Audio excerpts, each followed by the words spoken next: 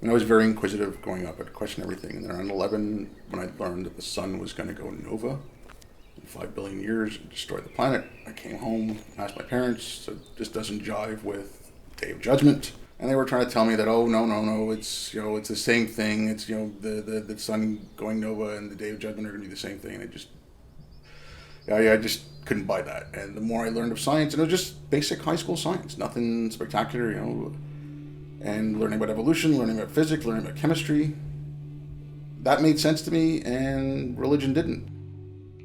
I worked a lot overseas, and I worked in Afghanistan for close to 7 years. I traveled the whole country, and I saw some gruesome stuff, but the saddest, most depressing thing I saw was the enclaves where the Bamiyan Buddhas were. These are 1,000-year-old statues that were blown up because they were an affront to Islam, apparently. And it's all because they want to protect their God and their religion.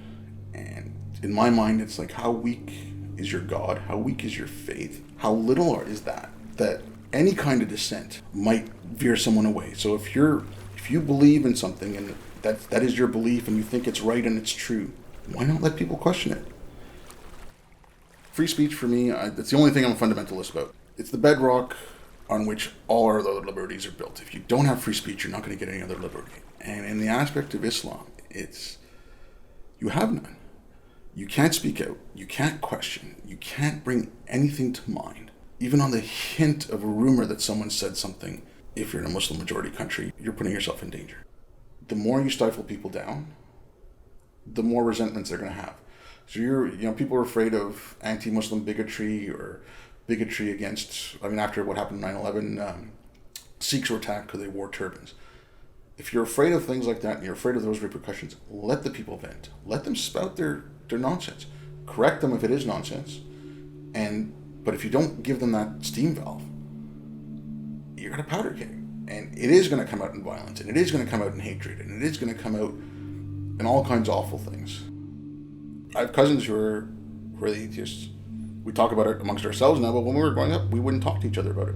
Everyone kept to themselves. No one wanted to discuss, okay, you're no longer practicing, you're no longer this, because they were afraid of what the other person was going to say. So figure if the more people that speak out about it, the people who are having questions, they'll see that it's okay to leave. Like, you don't turn into a monster or anything like that. There's no ill effects.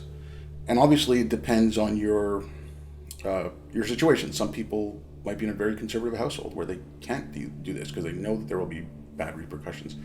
But at least they can know that they're having, just their thoughts don't mean that they're a bad person.